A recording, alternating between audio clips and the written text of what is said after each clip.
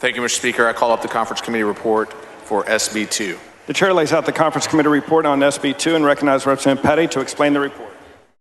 Thank you, Mr. Speaker. Members, I'm going to run through some of the changes here. This is a fairly significant change in the ERCOT board that obviously is a result of what we saw during Winter Storm Uri.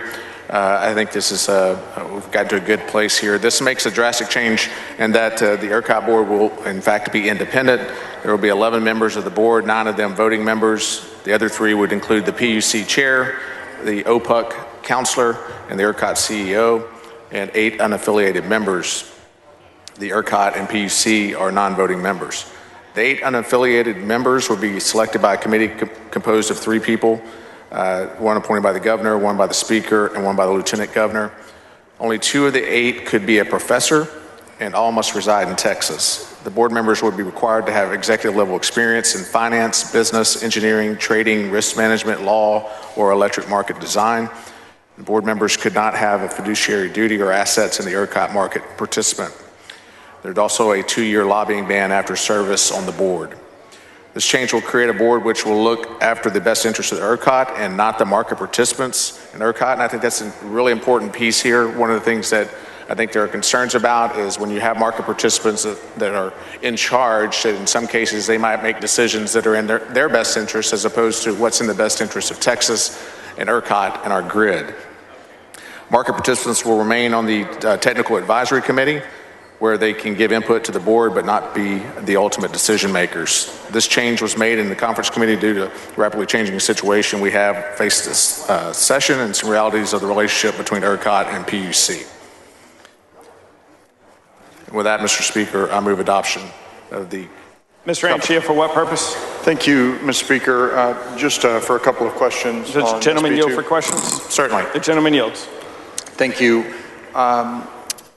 Chairman Paddie, how did we end up on the PUC composition? And I'm sorry, I was running up here. The PUC or ERCOT? This is ERCOT. Sorry.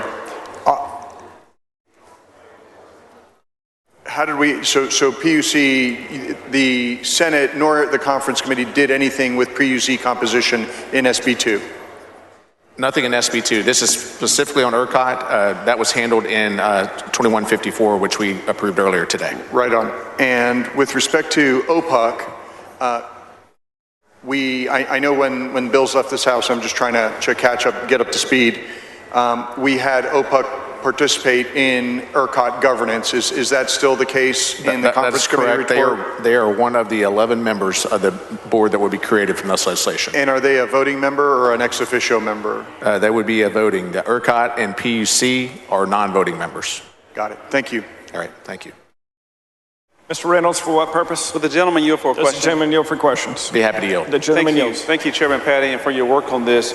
One of the questions that came up for me was having broad representation. In fact, the previous ERCOT board, when we had Winter Storm Uri, didn't have any African-American representation. Are you aware of that?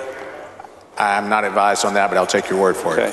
But that was something that, came up, and, I know when I had talked to the former chair, they were looking to make sure that it was diverse. One of the things that we did address was the fact that the ERCOT board members would be Texas residents. Is that correct? That is correct. And we didn't want outside people.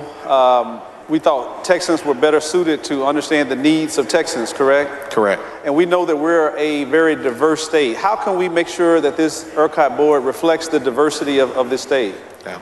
Well, ultimately, these folks will be selected. Again, the governor, lieutenant governor, speaker will kind of serve as the folks that ultimately do that. I would suspect that they will use, there probably will be a search firm engaged to be able to identify those folks that are qualified, because these are not just average board members. These are folks that are expected to have some pretty significant expertise in some of the areas I outlined there too. And so it certainly would be my hope that first and foremost, we would get the best people for the job.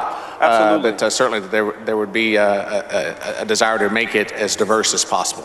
That was one of the conversations that I had with Bill Magnus, and he agreed that that would be an asset to make sure that we have diverse representation. So my other question is, with respect to, and this conversation came up a little bit earlier, but on the consumer side, to make sure that there's consumer representation on ERCOT, what kind of assurances do we have there? Well, I think we addressed that issue very well in this legislation because the OPUC counselor, which, as you know, of course, Yes. OPUC, its specific duty is to represent consumers. And so they will, in fact, be one of the 11 board members and a voting board member on this board. And so I think the consumers will certainly have their voices heard in the process. Because if one of the things that we did learn throughout those 2 days of the hearing, the combined hearing with State Affairs and Energy Resources, was that we need to make sure that there's more input on that side. I think that was probably one of the biggest pieces that we're missing besides the communication piece, was making sure that we had that representation. So I'm glad that that's in there. And to your understanding, that would make sure that there is that voice at the table. Is that correct? Absolutely. That is OPUC's job, and they are a voting member of this board. Thank you, Chairman Paddie. All right. Thank you. Thank you, Mr. Speaker. I move adoption of the Conference Committee report for SB2. Representative Paddie moves that the House adopt the Conference Committee report on Senate Bill 2. This is a record vote. Clerk, ring the bell. All voted. There being 132 ayes and 5 nays, the Conference Committee report is adopted.